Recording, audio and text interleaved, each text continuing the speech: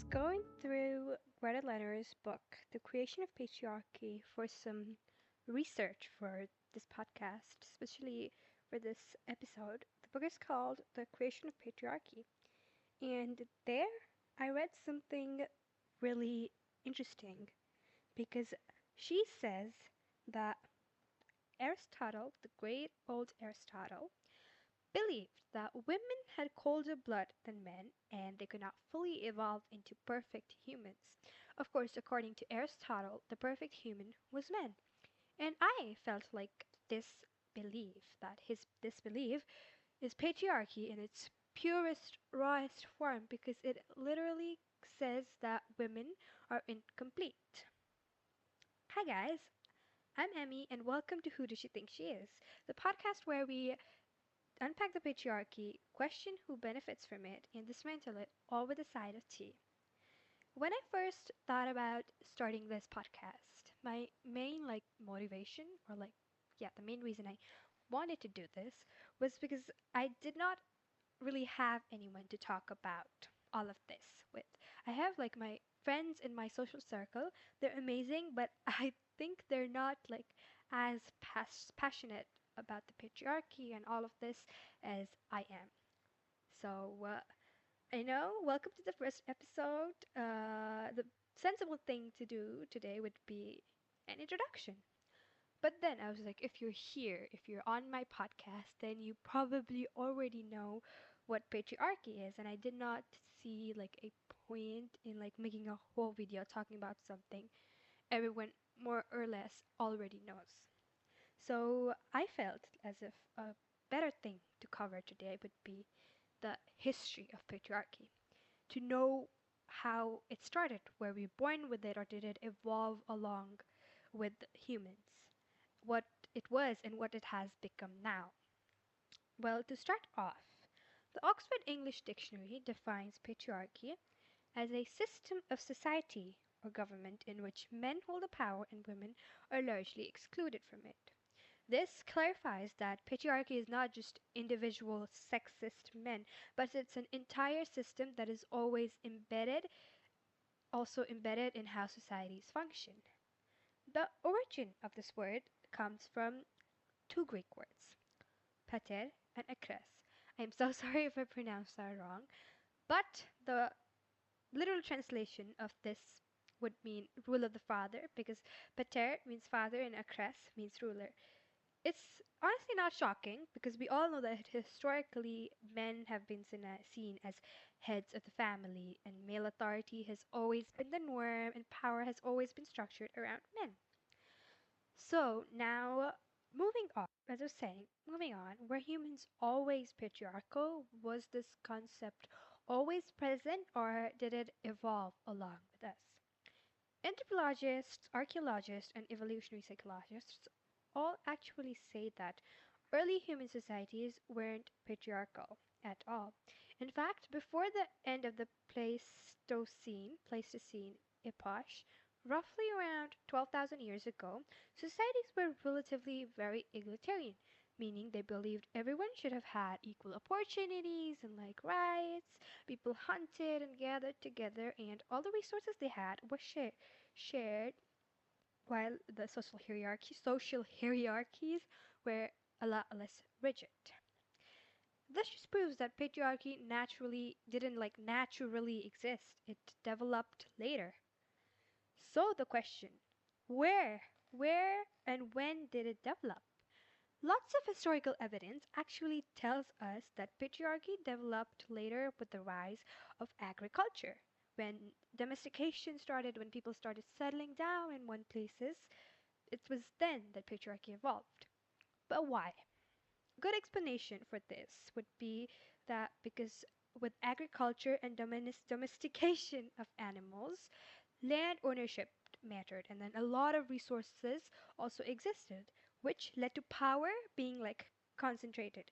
People who had more cattle or more land, they were more powerful. And not a shock, but most of the people who held this power were men. And as a result, women were confined to more domestic roles, and this is how social structures shifted. And as humans learned how to read and how to write and develop philosophies, those philosophies only strengthened patriarchy because, according to ancient philosophies, women were morally, intellectually, and physically inferior. They were property of men and existed solely for reproduction and household services. Male domination was seen as not only natural but virtuous as well. Aristotle's colder blood idea that itself shows us just how extreme all of this was. Though I find it really ironic because all of his perfect men were born from women he considered to be imperfect. So I don't know how he came up to that logic.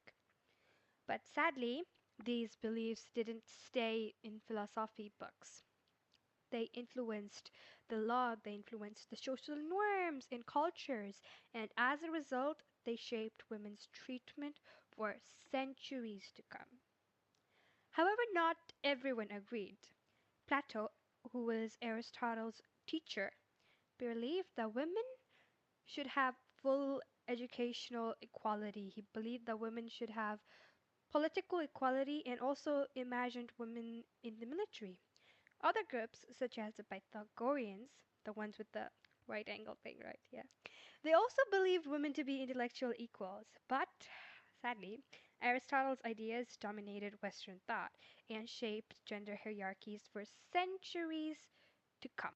That was like a rough history of patriarchy and how it came to be. Now, let's talk about what it has become. What is patriarchy in today's modern world? The modern sociological view, it views patriarchy today not as a biological destiny, but instead a social construction. What this means is that biology has nothing whatsoever to do with the patriarchy, but instead it's a system built by humans that has been passed down to generations while continuously being reinforced by families, media, and cultural traditions. The message society sends nowadays is that, well, it's always been sending, is that men should have the power, while women should be the caregivers or have secondary roles. It might not be as rigid as before, but it is still visible today in workplace dynamics, income gaps, and I cannot stress this enough, social expectations. Sociologists have separated patriarchy into two types: traditional patriarchy and structural patriarchy. The traditional patriarchy is what comes to mind when you think of patriarchy, you know?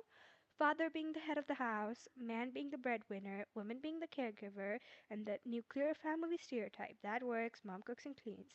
However, structural patriarchy, it extends beyond the home. It takes the same stereotype, but it implements it into workplaces, governments, and institutions, which leads to men being dominant in leadership and decision making roles, while women are stuck in supportive or administrative roles.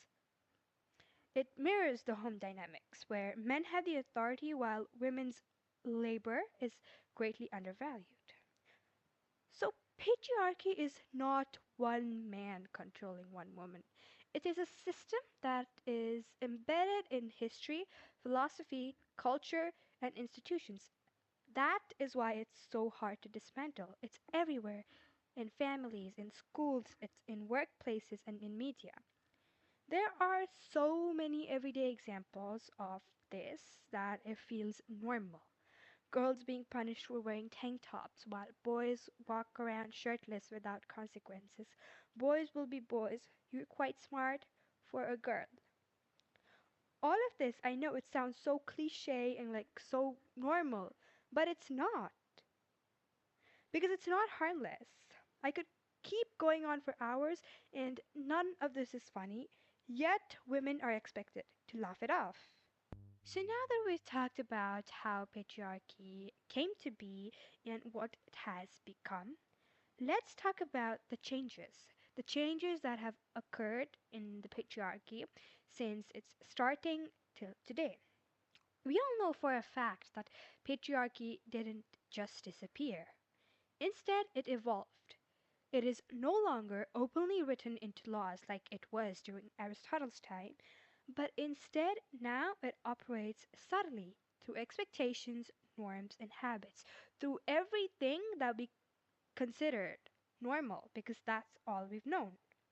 Sociologists call this neo-patriarchy, and why it is so scary is because it convinces people that it doesn't exist. Neo-patriarchy convinces you that patriarchy no longer exists. Examples of this would be that, of course, women can work now, but yet leadership still remains mostly in male hands. Of course, women can speak now, yet they're taken less seriously than a man would be if he had said the same thing. There are no legal bans, but instead, that work is done by social pressure. It really affects women in like a lot of ways. For example, ambitious women are called cold or intimidating and accused of neglecting family, while men are praised for their ambition. Studies show that women are judged way more harshly than men. The same behavior receives different reactions in the case of a man and in the case of a woman. For example, confidence in men is seen as attractive and as a sign of leadership, while confidence in women is called arrogance. However, neo-patriarchy, or just patriarchy as a whole, also deeply affects men. Men are pressured to be providers. They're shamed for being vulnerable, for caregiving, and for emotional expression. Patriarchy subconsciously teaches them that strength is in silence and that asking for help is a weakness. This leads to very harsh consequences as men struggle way more with mental health and emotional isolation than women, and male suicide rates are also higher. The reason why neo-patriarchy is so hard to see, why it's so hard to see just how much it affects us, is because it feels very normal. It hides behind phrases like, that's just how things are, you're overreacting, and sexism doesn't exist anymore. Because once people think it's gone, they stop questioning it. In conclusion, patriarchy still shapes who gets believed, who gets promoted, who gets protected, and who gets blamed. It's just quieter now, but still deeply embedded in everything. Once you see it, you can't unsee it, and once you name it, you can start dismantling it. Thank you guys. That was it for today. We traced patriarchy all the way from Aristotle to neo patriarchy. The next step now is feminist theory because you cannot not talk about feminist theory once you've talked about the patriarchy. Stay tuned for the next episode where we'll learn how to fight back, the second step in dismantling the patriarchy. I hope you enjoyed today's episode and bye.